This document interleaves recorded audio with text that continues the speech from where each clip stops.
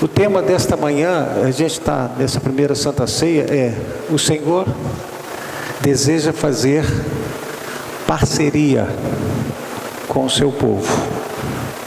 Nós lemos aqui 2 versículos em que Paulo escreve, na primeira e na segunda carta, dizendo que estamos qualificados como cooperadores de Deus. Esta é uma qualificação, ser cooperador de Deus. E o versículo 9 de 1 Coríntios, Paulo também reforça esse texto, de que nós somos cooperadores, lavoura de Deus e edifício de Deus. Então, esse primeiro versículo que nós lemos agora, nós somos cooperadores, lavoura e edifício. E no outro texto do segunda carta, nós somos cooperadores. Quando fala de lavoura, fala-se de trabalho. E a lavoura, ela tem as suas técnicas, suas estratégias para produção. Lavoura. Você tem que saber lidar na lavoura. Não é tudo que você faz para uma coisa serve para outra. Você tem que ter a sua capacidade de entender o que aquela semente precisa, a forma como precisa, profundidade, tudo isso. Lavoura. Fala também que somos edifício. O edifício, ele é edificado, ele é construído, é para cima. Mas antes de subir, o edifício primeiro precisa descer. Raízes, base. A base, quanto mais a disposição que temos e o planejamento que temos de edificar, mais profundidade precisa ter a sua fundação. A fundação, ela é feita proporcionalmente daquilo que eu quero, daquilo que eu me propus. Eu quero um prédio de 1 andar, eu quero um prédio de 2 andares, 3 andares. Essa base, ela é diferenciada. Um prédio com 7 andares, a base é totalmente diferenciada. Então, só que através de Paulo, nós somos cooperadores, lavoura e edifício. Cooperação como? Eu preciso fazer, ele me dá a terra, ele me dá a semente e eu produzo. Paulo diz, um planta, outro rega, Deus dá o crescimento. Então, nós somos cooperadores, temos que cooperar com ele. Ele me deu a terra e ele me deu as sementes. Agora o trabalho é seu, o trabalho é meu, para usar essa semente na terra para ela produzir. Base, edifício precisa de uma base. E a base, ela precisa de alguns instrumentos para essa base. Ferro, areia, e aí vai. Cimento. Precisa ter isso aí. Deus me dá a capacidade, Deus me dá a condição de ter a areia, de ter a pedra, de ter o cimento, de ter o ferro. Mas eu vou fazer. Você vai fazer. A base, Deus dá todas as condições para se construir a base. A base é o homem quem faz. A lavoura é o homem que vai produzir, para Deus dar o crescimento. Se não produzir nada, se não fizer nada, não vai nem nascer, dirá crescer, porque não foi plantado. A igreja de Cristo é exatamente nessa esfera. Nós precisamos ter esse entendimento. Às vezes a gente chega no dia 31 de dezembro, 2026 vai ser diferente, vai ser assim, vai ser a cada. E o que você está fazendo para que 2026 seja diferente? Você está sendo a mesma pessoa? Você está tendo o mesmo comportamento? Você está tendo o mesmo pensamento? Você está tendo a mesma concepção e você quer mudança como? A mudança começa dentro de cada um de nós. A diferença do que pode acontecer em 2026 depende da diferença como eu vou lidar, como é que eu vou viver 2026. Se 2025 eu viver só reclamando, só lamentando, só esperando, se Deus, vou esperar em Deus, esperar em Deus. Se você continuar em 2026, você vai começar a continuar lamentando, você vai continuar reclamando, você vai continuar esperando e nada vai acontecer. 2026 eu preciso, Senhor, eu preciso fazer alguma coisa, eu preciso mudar minha posição, eu preciso sair do lugar. E a gente entende que Deus, Ele te chama, mas a primeira coisa que Ele faz, Ele te tira do lugar, porque no lugar não vai acontecer nada. Quando Abrão foi chamado, a primeira coisa que Deus providenciou, diz: sai daí, sai daí, sai desse lugar, sai da tua casa, sai da tua parentela e vem, eu vou te mostrar o que eu vou fazer com você. E olha quem foi Abraão, porque ele saiu do lugar, ele mudou a posição dele. Às vezes Deus chama, às vezes Deus expulsa, porque Deus tem o propósito dele, e o propósito de Deus nunca será do jeito que eu quero, do jeito que eu penso, mas é do jeito de Deus, da forma de Deus. Então eu preciso sair do lugar. A gente está pensando, meu Deus, a igreja evangélica Vida precisa crescer. Tá, precisa, a gente está vendo, pela ausência pela sobra das cadeiras, a gente está vendo que precisa. Mas o que eu estou fazendo para isso acontecer, para isso preencher?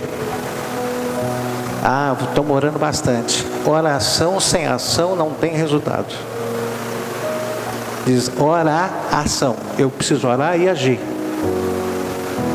Só oração não vai resolver.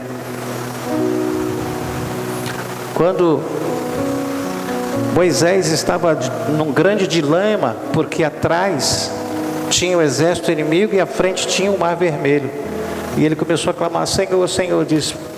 Deus falou assim: por que clamas a mim? Diga a esse povo para ir, para partir. Estende aí o teu cajado. A reação de Deus depende muito da ação do homem.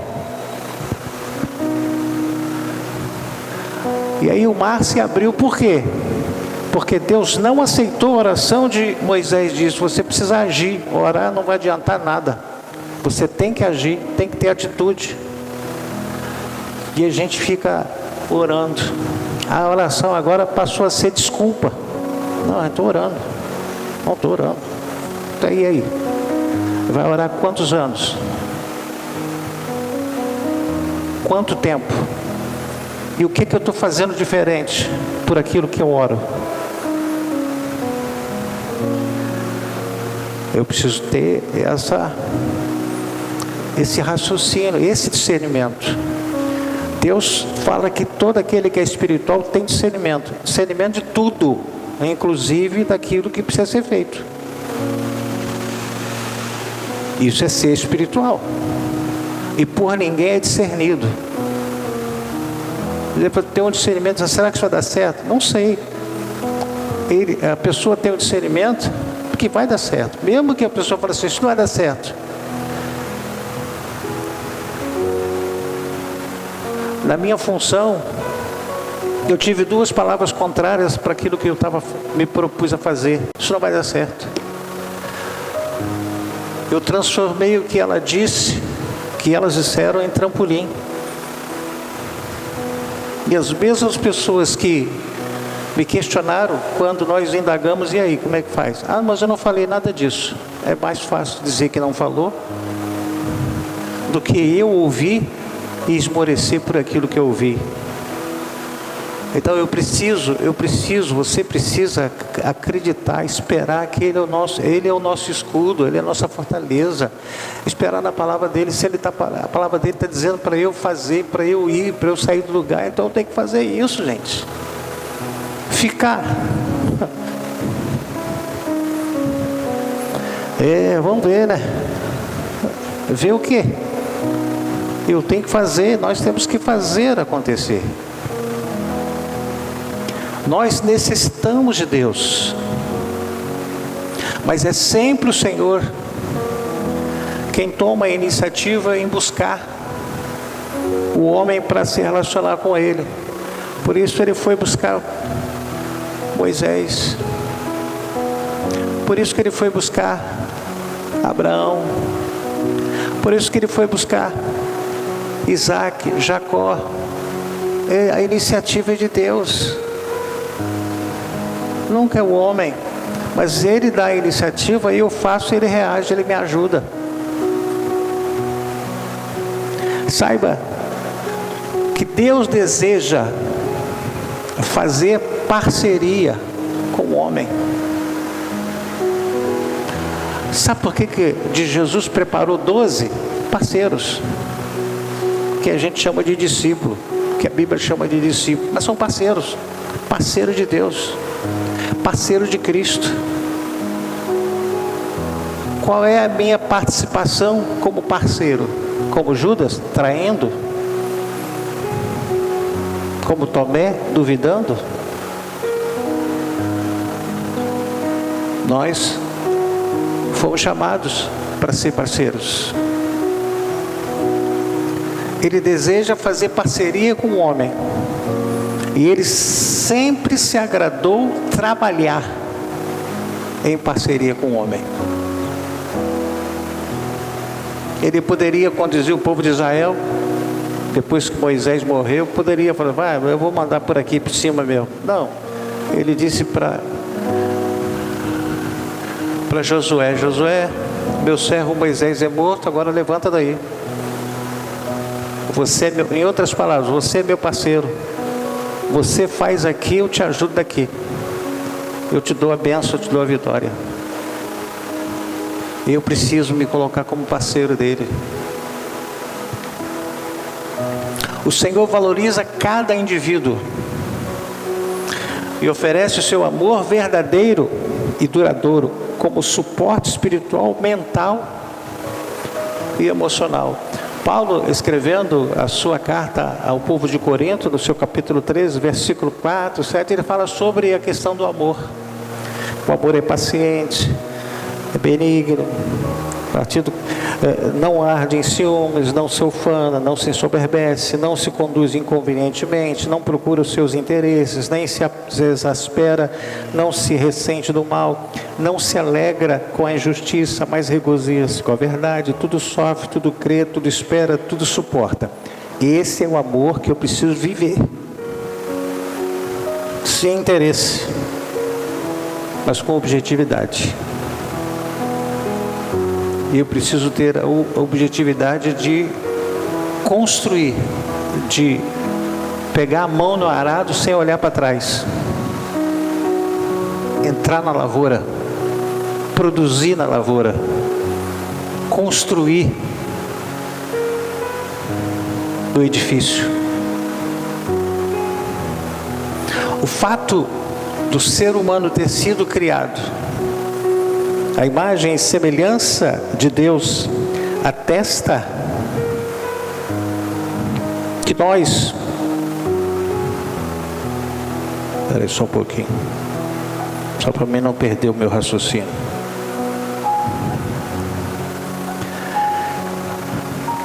Nós somos criados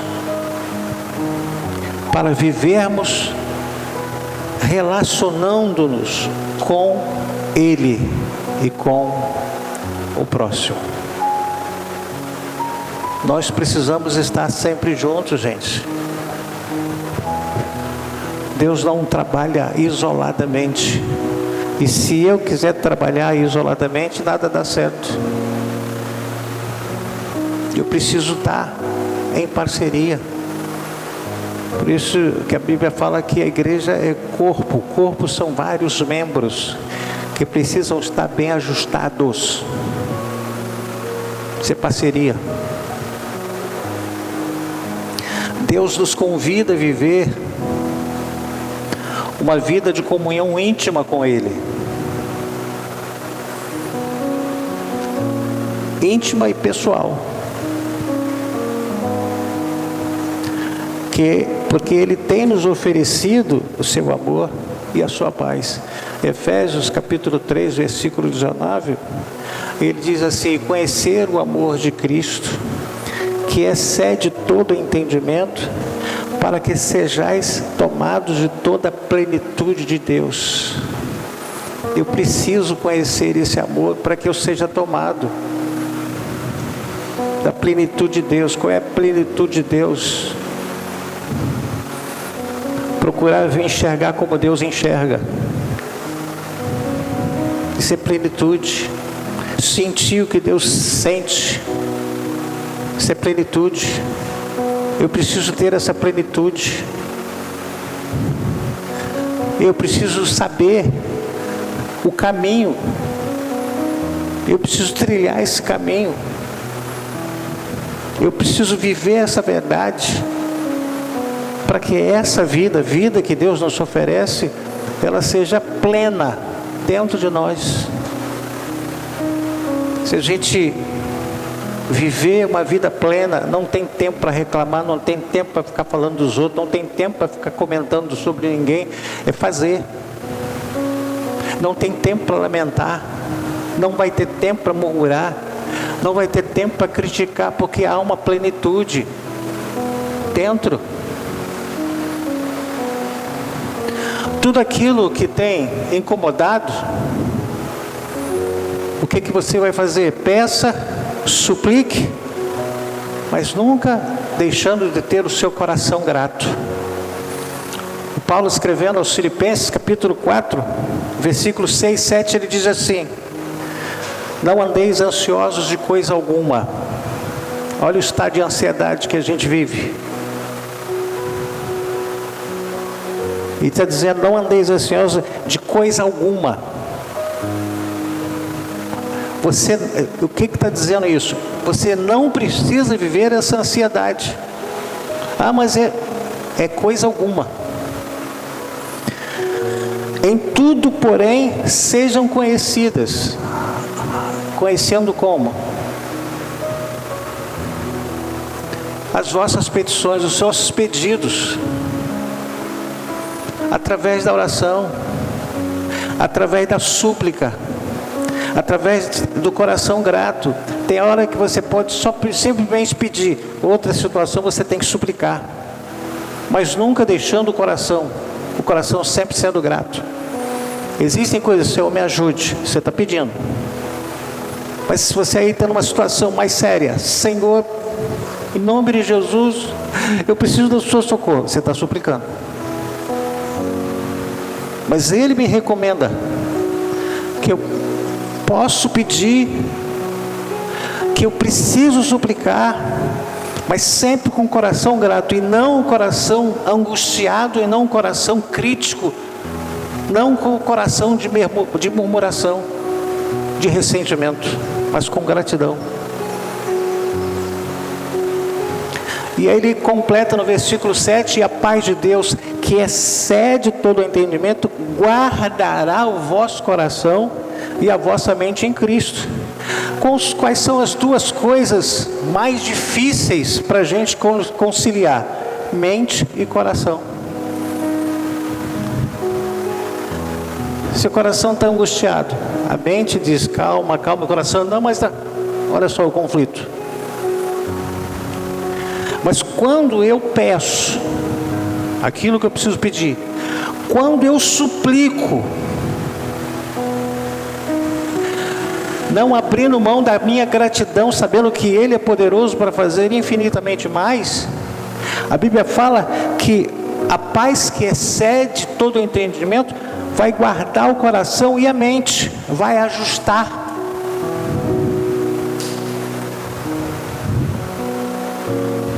Você vai ter preocupação? Tem. Sim. Mas não desespero.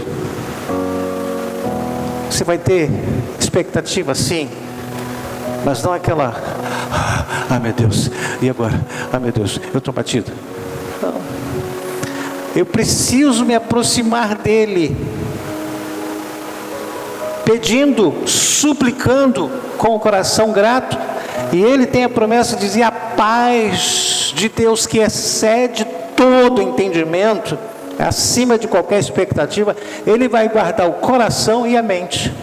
São dois pontos divergentes que nós vivemos hoje. O coração fala uma coisa, a mente fala outra. Desaforo, não, eu tenho que esperar. Olha só, conflito de mente e coração. Ah, eu vou falar isso, coração. Mas não vou falar isso não, mente. Olha o conflito.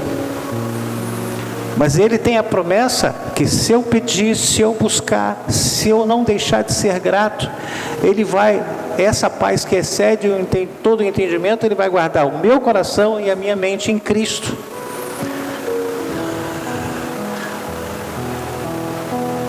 Jesus teve momentos muito críticos de adversidade, perseguição, de julgamento.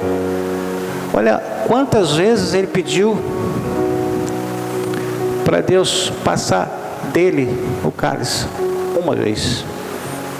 3 anos de ministério. Ele disse: se for possível, passa de mim esse cálice. A angústia tomou conta da alma dele.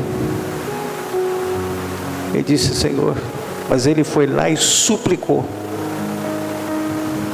Por 2 vezes. Suplicou: se for possível, passa de mim esse cálice, mas todavia não seja feita a minha, mas a tua vontade. Uma vez, 3 anos de ministério. A gente, às vezes, 1 mês de ministério, a gente fica capengando. Qualquer tipo de situação em casa, a gente fica capengando. Jesus suportou 3 anos de toda sorte de situações que você nem possa imaginar que você possa suportar, que eu possa suportar. Saiba que Deus deseja abençoar vidas e o faz hoje por meio da igreja, por meio dela e nela. Deus age por meio dela e nela. Mas se a igreja ela não está muito preocupada, está só voltada para a oração para Deus salvar, é desencargo. Para mim é desencargo de consciência. Vamos orar para Deus salvar. Senhor, salva, salva, salva, salva. Tá, mas quem está anunciando? Quem deu crédito à nossa pregação? Se ninguém está pregando, se ninguém está testemunhando com a própria vida. Existem coisas que a gente vai levando, mas depois as coisas elas desmoronam.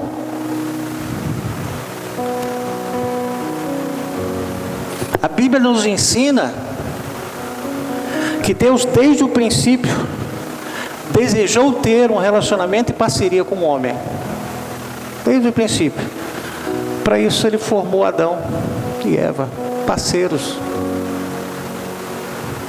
Eles eram parceiros, mas eles se enrolaram todos, não valorizaram. Adão não valorizou o que ele ouviu, a recomendação que ele recebeu. Ele subestimou, deu ouvido à mulher, e a mulher deu ouvido à serpente.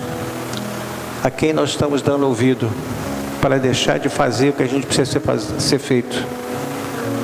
A quem nós estamos dando ouvido, sendo influenciado para deixar de cumprir aquilo que é da nossa inerência? Ofertar, dizimar, participar, testemunhar. A quem nós estamos dando ouvido? E aí é muito fácil ficar na janela. Tá difícil. Deus não te chamou para você ficar na janela. Ficou na janela e caiu. probabilidade de queda é para quem fica na janela.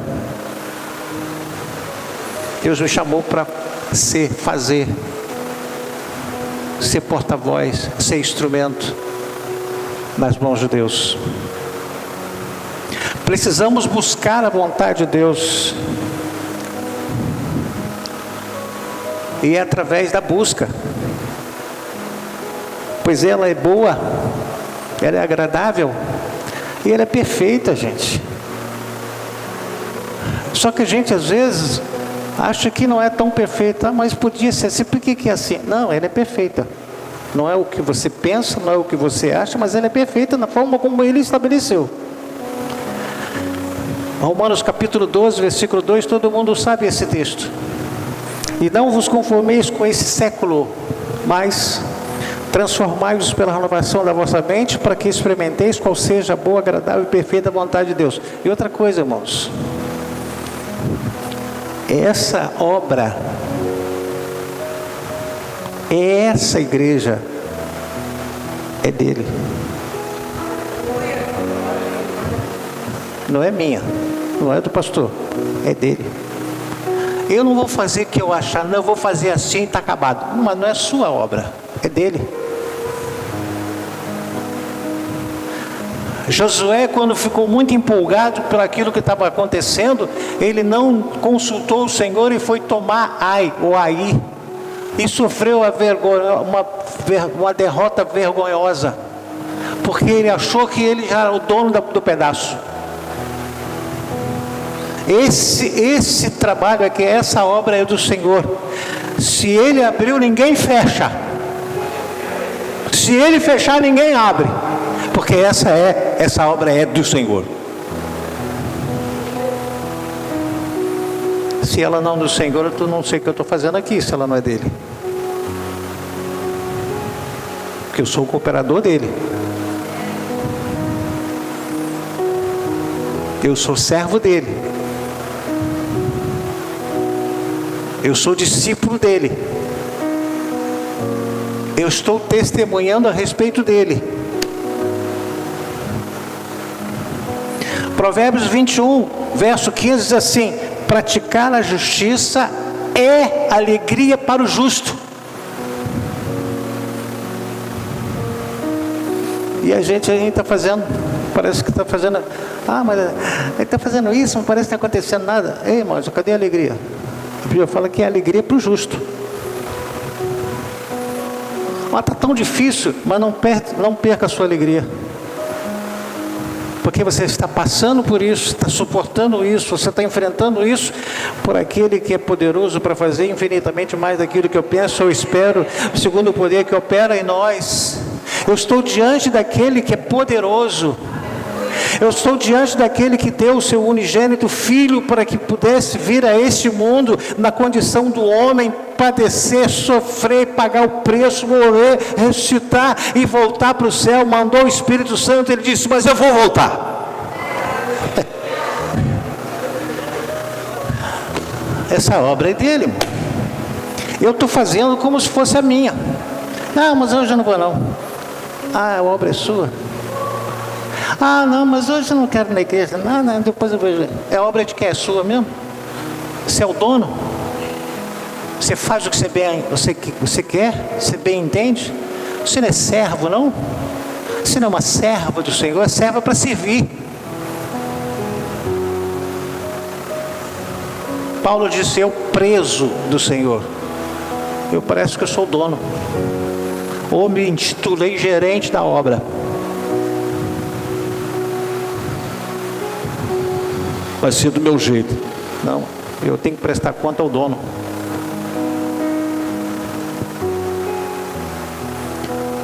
Mas é espanto, esse verso 15, para os que praticam a iniquidade. Praticar a justiça significa agir de uma forma honrosa para com Deus, sendo humilde e também no tratar as pessoas de forma benevolente. Eu não posso Me relacionar com Deus é atropelar as pessoas. O meu jeito de falar, o meu jeito de reagir, Deus pega para ele. É igual mãe para filho. Fale comigo, não fala com meu filho não. Faz isso comigo, fala com meu filho não. Deus é assim, faz comigo, não faz com os meus filhos não.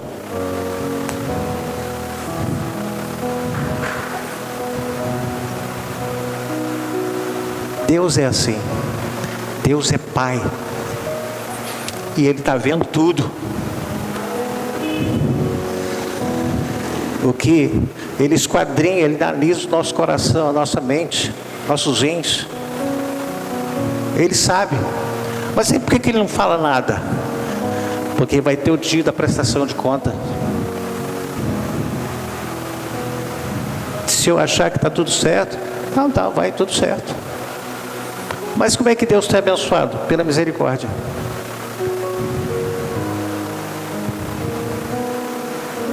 Ele é Deus. Ele não faz acepção de ninguém. Ele quer salvar todos, mesmo sabendo que nem todos vão se salvar, mas a salvação é para todos. A ideia de parceria proposta por Deus é um tema central da Bíblia, com exemplos desde o Antigo Testamento até o Novo Testamento. A criação do homem, a imagem e semelhança de Deus, já indicava o desejo de Deus de ter um relacionamento íntimo com o homem.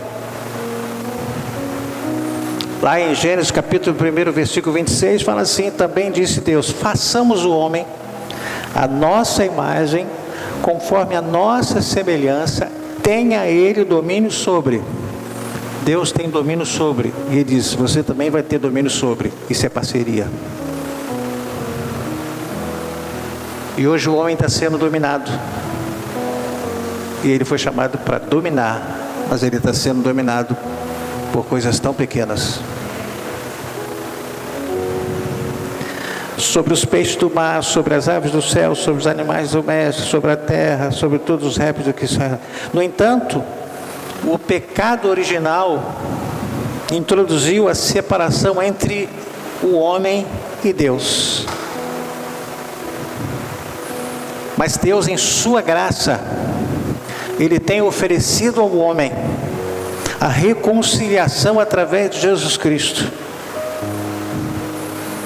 Jesus nos reconciliou, porque Deus enviou, porque Deus não desistiu do homem, por isso Ele enviou o seu Filho, para se processar a reconciliação, através do reconhecimento que eu preciso ter dEle, do que Ele fez, do sacrifício, do preço que Ele pagou, das humilhações que sofreu. E quando eu reconheço isso, Ele me reconcilia com Deus. Você pode glorificar o Senhor se você tem esse reconhecimento que Jesus Cristo foi aquele que pagou o preço e salvou você. Você está reconciliado com Ele.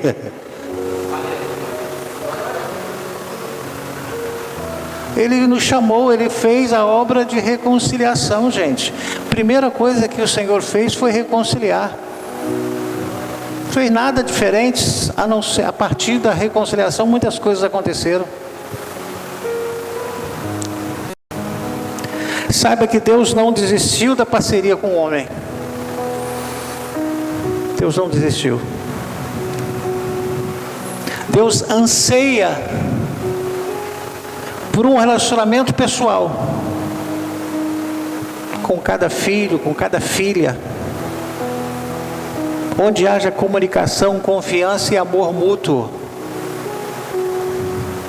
É processo, gente. A parceria com Deus envolve a disposição de ouvir e seguir seus mandamentos, buscando viver de acordo com a sua vontade. Gente, parece que é difícil fazer a vontade de Deus. A gente viveu esse tempo todo sem conhecer Jesus com a nossa própria vontade. E agora a gente não está querendo abrir a nossa vontade por causa da vontade dele. Não, agora ele me salvou, ele me reconciliou. Eu vou fazer a vontade dele. A minha vontade não me levou a lugar algum. Mas é fazer a vontade dele, porque ele que reconciliou comigo. Ele promoveu a reconciliação. Por que eu tenho que manter a minha própria vontade? Não, eu vou fazer a vontade dele. Porque a minha só me leva às frustrações e às decepções.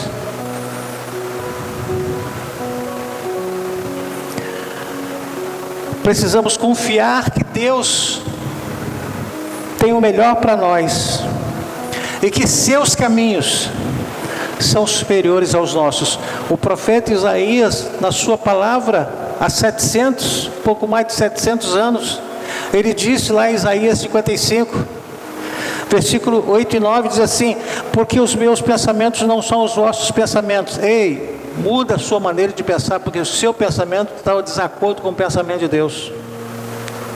Nem os vossos caminhos, os meus caminhos, diz o Senhor. Versículo 9: porque assim como os céus são mais altos do que a terra, assim são os meus caminhos mais altos do que os vossos caminhos, e os meus pensamentos mais altos que os vossos pensamentos. Eu preciso viver acima com Ele. No reino de Deus é muito engraçado. Quanto mais você desce a presença, mais você sobe. Quanto mais eu desço, mais Ele me eleva.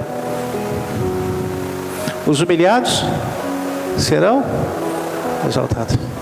Quanto mais eu desço, mais Ele me eleva. Quanto mais me elevo, Ele me faz descer.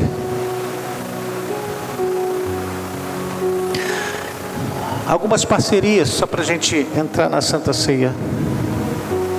Deus e Abraão, falamos aqui no início. Essa parceria, a terra toda pôde ser abençoada. Quando ele disse lá no versículo 3 de Gênesis 12, ele diz assim: abençoarei os que te abençoarem, e amaldiçoarei os que te amaldiçoarem. Em ti serão benditas todas as famílias da terra. E se ele é o meu pai na fé, isso quer dizer que o filho tem que ser a mesma coisa. A referência da fé é Abraão, porque ele é o pai. E aquilo que Deus disse para Abraão, ele precisa de expressar para mim. Mas será que eu estou dando essas condições para Deus falar para mim? Diz: eu vou abençoar aqueles que te abençoaram, mas eu vou amaldiçoar aqueles que te amaldiçoaram. E a gente hoje vive com medo de oração contrária.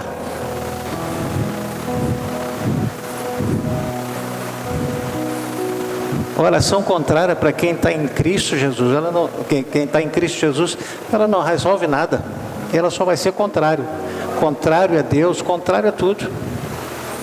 E a gente, eu vou orar para Deus pesar a mão, isso aí chama-se oração que era contrária.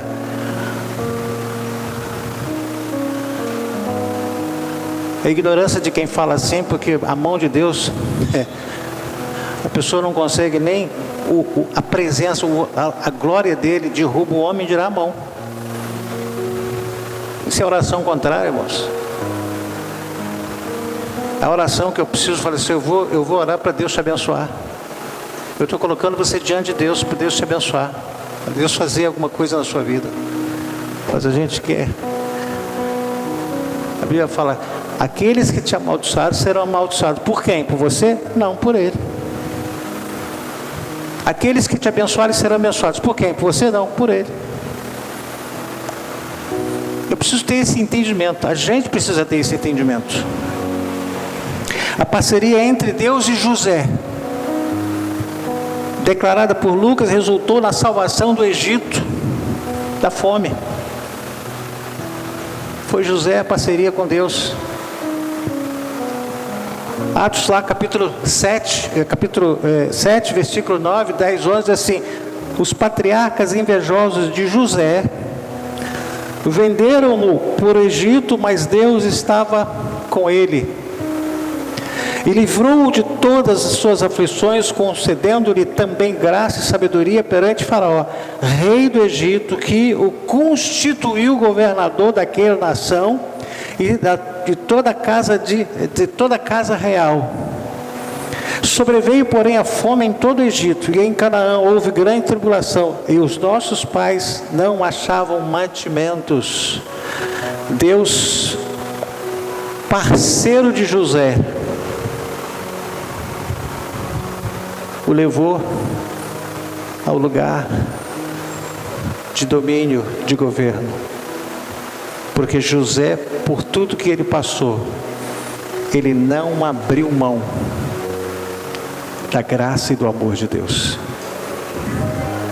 E através de José, não só a nação do Egito, mas várias nações, elas foram alcançadas. Pergunto: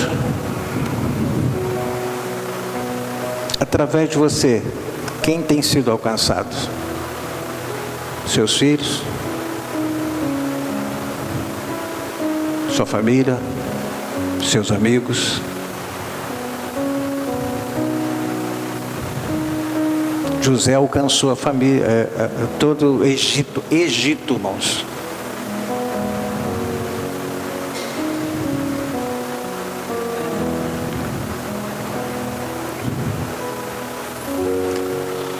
Pense nisso. Por causa da parceria de Daniel e Deus, a Babilônia pôde ser abençoada.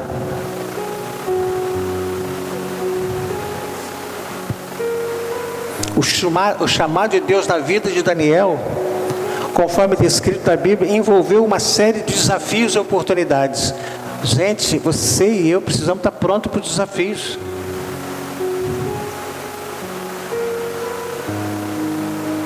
Para as oportunidades. Mas a gente prefere fugir. A gente prefere, não, eu não. Eu tenho muita coisa para fazer. Esses desafios e oportunidades transformaram Daniel em um líder espiritual e político, conhecido por sua fidelidade e sabedoria. Deus usou Daniel para revelar seus planos e propósitos, tanto para o povo de Israel quanto para outras nações. Ei, quem tem sido você e eu para Deus?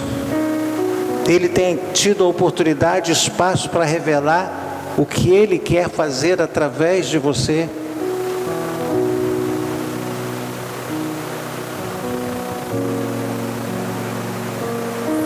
Parceria com Deus sempre dá certo. Ah, mas tem desafio, tem muita dificuldade. Tem, mas dá certo. Aí vai aprimorar a minha confiança, a minha esperança, a minha fé. Eu vou me colocar pronto para o serviço de Deus, servo. Deus preparou Daniel para exercer uma missão desafiadora. Daniel 10, olha só, coisa linda. Verso 11 e 12. Então me disse: Daniel, homem muito amado, que está atento às palavras que te vou dizer. Levanta-te sobre os pés, porque eis que te sou enviado. Ao falar ele comigo, dizendo Daniel escreveu isso. Eu me pus em pé, tremendo. Então me disse: não temas, Daniel, porque desde o primeiro dia, não foi no último, não foi depois de uma semana, não foi depois de um mês, foi o primeiro dia em que aplicaste o coração a compreender. Eu preciso passar para o processo da compreensão, gente. Não é o que eu acho, não é o que eu penso. Eu preciso compreender o que Ele quer. a vontade dele, a direção dele, o plano dele. Eu preciso compreender isso. E a humilhar-te perante o teu Deus, foram ouvidas as tuas palavras, e por causa das tuas palavras é que eu vim. Qual foi o primeiro dia? Já aconteceu o primeiro dia em que você decidiu aplicar o seu coração para a obra dele, para o reino dele, para aquilo que ele me dispôs, me chamou para testemunhar? Desde o primeiro dia que você aplicar, Deus vai começar a ouvir as suas palavras e Ele vai chegar junto com você.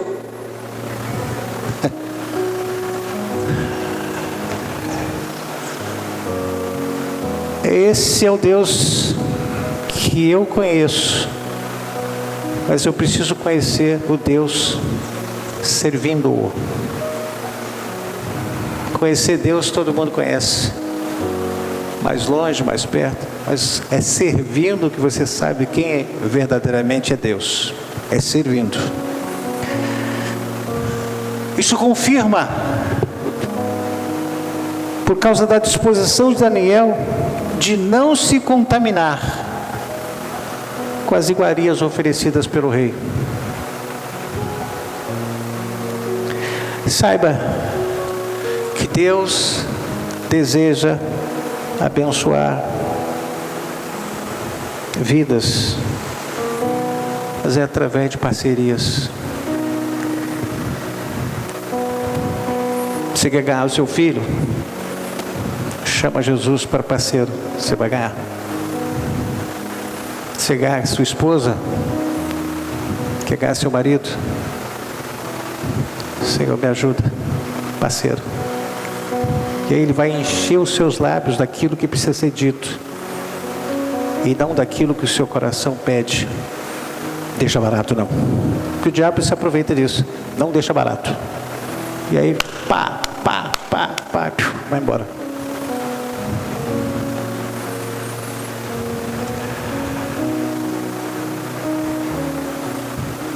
A maior bênção que eu e você podemos transmitir às gerações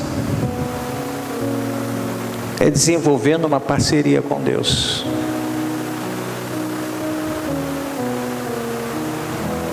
Às vezes, aí você fala assim: mas pastor Gilmar está vivendo uma vida boa. Sim, com ele sim, mas as minhas dificuldades são muito mais do que você possa imaginar. Mas nem por causa disso eu estou prostrado, eu estou arriado, eu estou lamentando, eu estou pelos cantos, eu estou me lamentando. Não. O tempo é dele, o momento é dele. A hora que vai acontecer, acontece. Eu vou ficar angustiado, vai mudar o quê? Eu vou ficar doente e não vai acontecer nada. Eu preciso esperar no Senhor, descansar no Senhor. É Ele que faz todas as coisas. Ele sabe quem você é. Ele conhece o limite das suas energias, das suas forças. Ele sabe da minha e da sua fragilidade. Mas Ele está preparando cada um. O banquete acontece no deserto. Deus deseja abençoar vidas e o faz por meio de parcerias. Nós lemos no início: porque de Deus somos cooperadores, lavoura de Deus, edifício de Deus sois vós. A igreja de Cristo, a igreja evangélica Vida, é o meio de Deus para promover o bem nessa cidade.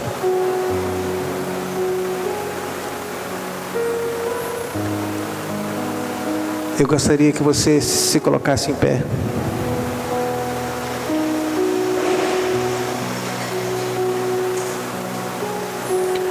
Diga-me com quem você tem andado. Eu poderei lhe dizer o quão impactante a sua vida será nesse mundo.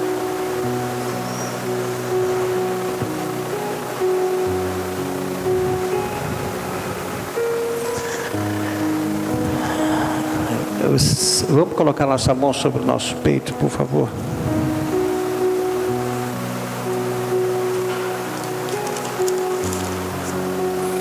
Pai, no nome de Jesus Cristo, aqui nós estamos na Tua presença. Somos tão pequenos, tão frágeis, tão limitados, mas Tu és grande, poderoso, o único. E Tu és o Deus da nossa vida. Ajuda-nos, Senhor, a viver como cooperadores de Deus. Ajuda-nos através do Espírito Santo que está dentro de nós, nos inspirando, nos impulsionando a ter a coragem de testemunhar através das atitudes, através das reações, através das escolhas e decisões, o nome do Senhor seja glorificado. Que a graça de nosso Senhor e Salvador Jesus Cristo, o amor de Deus nosso Pai e as doces consolações do Espírito Santo estejam com toda a igreja, hoje e sempre. A igreja diga...